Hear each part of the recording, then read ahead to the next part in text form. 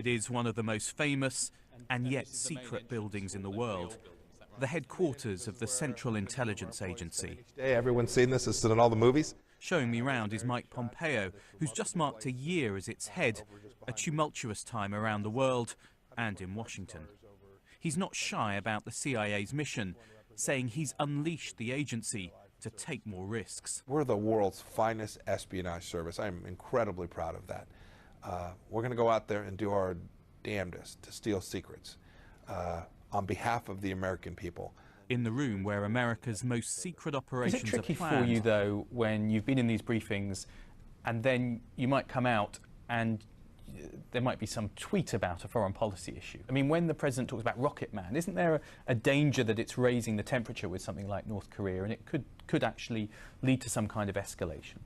Kim Jong-un has never appreciated the risk that he presents to the world in the way that he does today.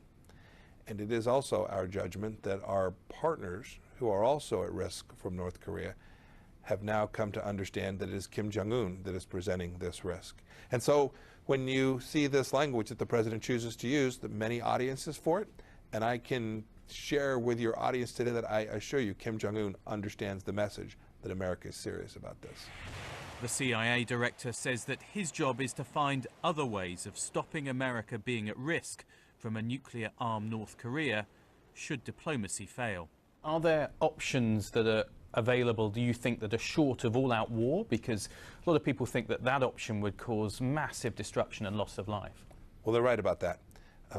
There is a set of military tasks that might have to be undertaken, and they would, in fact, cause enormous damage. And our president and our senior leaders are very mindful of that.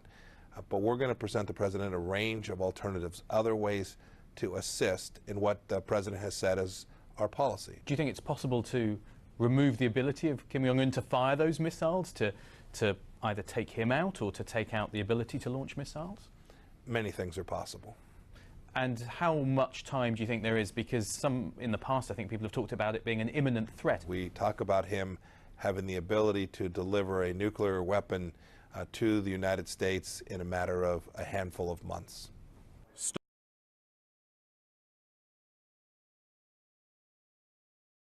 Turning to North Korea, the answer that I'm going to give is really quite easy to give, although the message is pretty dire.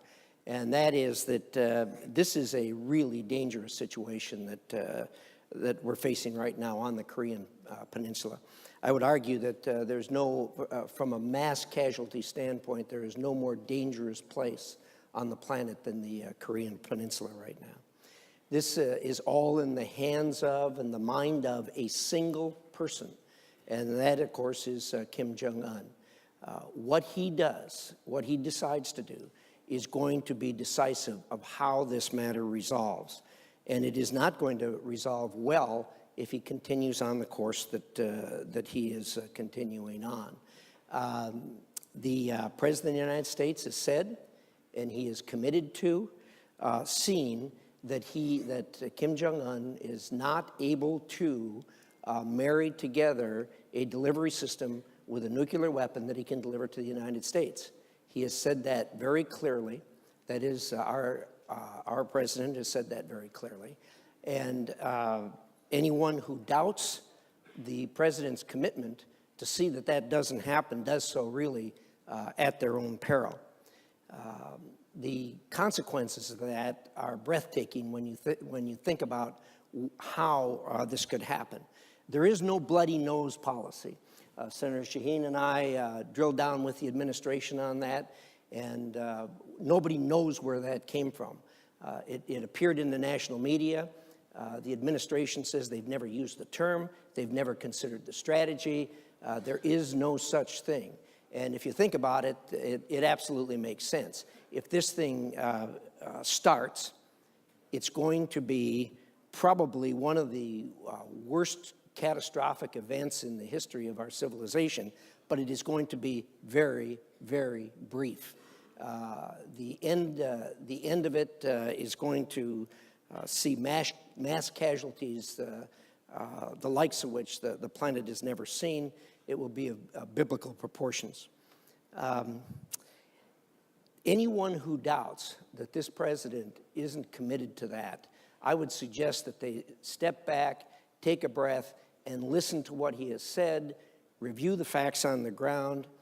This president has at his fingertips the ability to dispense what he has said he's going to dispense if the North Korean regime, if Kim Jong-un continues down the path that he is going to. The president can do this quickly, and as I said, it is at his fingertips. I respect any opinion that any of you may have regarding what's happened, what should happen, where it's going to go, but please, please don't ignore the facts that are there. I'd be remiss if I didn't mention China's role in this. China has an absolutely critical role in this. The North Korean regime is not going to listen to the United States, probably not going to listen to anyone else, except for the Chinese. The Chinese, of course, had a very good relationship with Kim Jong-un's father and grandfather. We all know that's not the situation today. But nonetheless, because of the transfer of goods, China has real control of this and could take control of this. And they don't want this any more than we want this. They don't like this any more than we do. But they have the ability to do something, and much more so, I think, than we do. Let me say that in closing that we have other intelligence information that we can't discuss here. But I can also tell you that there is nothing that is in that intelligence information that in any way takes away from what I've just described for you. So as dire as the message is, I apologize for that, but those are the facts as we see them today. Thank you.